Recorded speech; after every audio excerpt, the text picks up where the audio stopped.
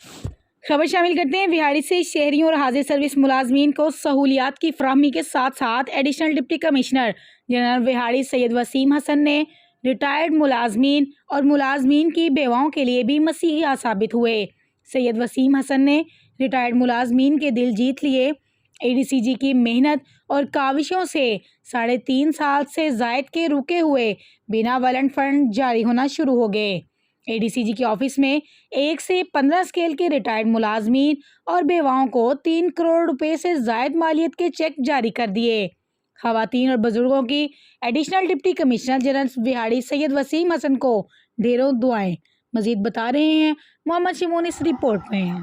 جی بالکل، شہریوں اور حاضر سروس ملازمین کو سہولیات کی فراہمی کے ساتھ ساتھ additional deputy commissioner general Vehari Syed Waseem Hassan retired ملازمین اور ان ملازمین کے بیواؤں کے لیے بھی مسیحا ثابت ہوئے ہیں۔ سید وسیم حسن نے ریٹائرڈ ملازمین کے دل جیت لیے۔ اے ڈی سی جی کے محنت اور کاوشوں سے 3.5 سال سے زائد رکے ہوئے بناوٹ فنڈ جاری ہونا شروع ہو گئے ہیں۔ جی بالکل، ڈپٹی کمشنر وہاڑی صفدر حسین ورک کی ہدایت پر additional deputy commissioner general Vehari Syed Waseem Hassan کے دفتر میں ریٹائرڈ ملازمین کو بناولنٹ فنڈ کے چیک تقسیم کرنے کی تقریب منعقد ہوئی، جہاں ریٹائرڈ ملازمین اور بیواؤں کو کرسیوں پر بٹھا کر چائے اور پانی پلایا گیا۔ ان سے سید وسیم حسن نے باز پرس کی کہ کیا ان کے چیک کی نسبت کسی بھی دفتر کے سٹاف نے اگر آپ سے کوئی رشوت طلب کی ہے یا مطالبہ کیا ہے تو بتائیں۔ انہوں نے کہا کہ 2200 کیسز زیر سماعت ہیں، جن میں سے